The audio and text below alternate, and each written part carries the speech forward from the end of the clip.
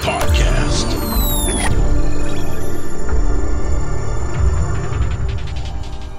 Hey everybody, it's Tim, aka Darkness429 from the Battlefield Podcast here with Ola, aka Chalk1. And today we're going to be taking a look at the game mechanics that are brand new to Battlefield 4.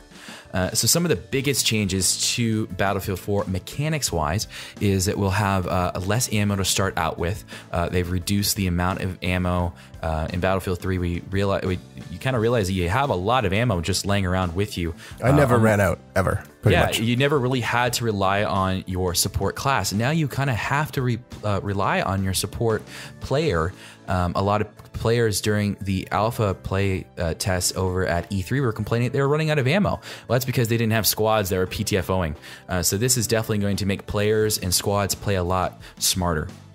One of the cool things about the ammo is also that when you reload now with the clip still half full, that half full clip is gone for good.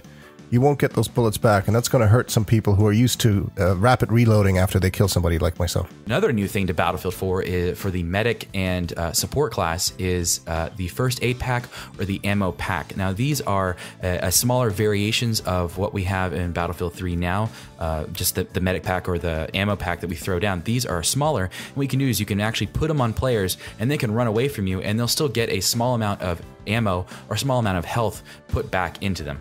Yeah, they don't replace the traditional version though, so you do still have the traditional larger box that you can throw down and it sort of services a small area around that, so that stays as well. Now that ammo box though, whether it's the pack or the box itself, still only replenishes your primary weapon and your sidearm now, so no longer can you get new grenades or God knows what else you used to get. I used to be able to rearm MAVs and stuff like that. Exactly. Yeah, Claymore, C4, everything would come back to you. So now these little packs just give you enough to keep on going.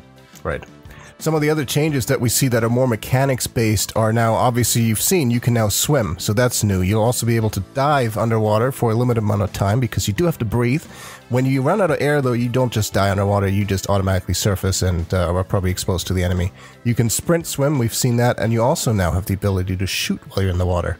You do, and you can also, if you are in the recon class, you can put C4. So now you can sneak up behind an enemy boat or jet ski and slap some C4 on them and blow them to hell.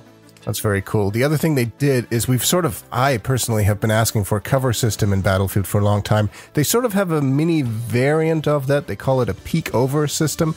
So basically when you are behind cover and you're zooming down the sights of your weapon, you automatically now peek over that cover, exposing your head. So no longer are you going to see half a helmet shooting at you from a distance, which is great to see. Now, as Battlefield veterans, this looks very familiar to us, coming from the 2142 days, and those are field upgrades. And what this is a squad progression. What it does is it allows players to pick certain routes.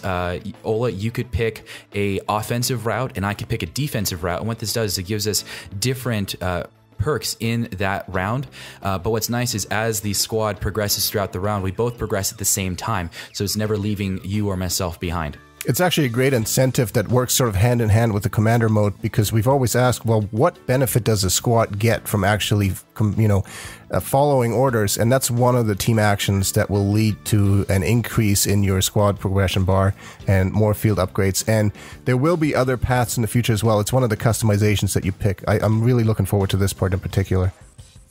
Well, that's it for us for this video on game mechanics. If you like what we're doing here at the Battlefield Podcast, please make sure to subscribe. If you like the video, hit the like button and stay tuned for more of these videos.